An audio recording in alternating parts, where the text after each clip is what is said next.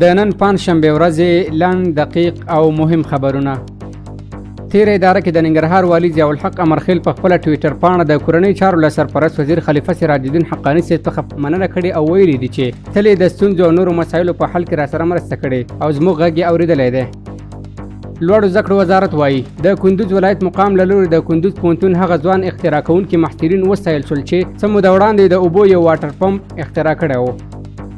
د کابل امنیه قومندانۍ وایي د لوی اختر په شپه ورځ کې په زیات شمېر سیلانیان د کابل پغمان ولسوالۍ ته د چکر لپاره راغلي وو. یاده قومندانۍ زیاتوي په یادو شپو ورځو کې امنیتي ځواکونو د نورو سیمو سربیره په پغمان کې هم بشپړ امنیت تامین کړی و او خلکو په ډاډه زړه خپل سیاحتونه او میلې ترسره کړي.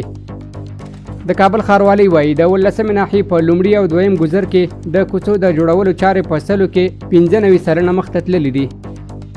د احصایې او معلوماتو ملي اداره وایي چې تیر کال پکتیا کې د 42,304 برېښنایي او 46,321 کاغذي پیژندپاڼو د ویش له درکه 18,604,000 افغانۍ عواید راټول او د دولت خزانې ته سپارل شوي دي. کورنۍ چارو وزارت د یوې غونډې په ترڅ کې د لوی اختر په ورځو کې د سرتاسري امنیت ټینګښت په موخه د امنیتي ځواکونو کړنې او سرښندنې وستایلې. سره محکمه وایي د پکتیا ولایت مرکز ګردیز ښاري ابتدایي محکمې 2 تنه مجرمینو ته د غلا په جرم تعزیري سزا ورکړه.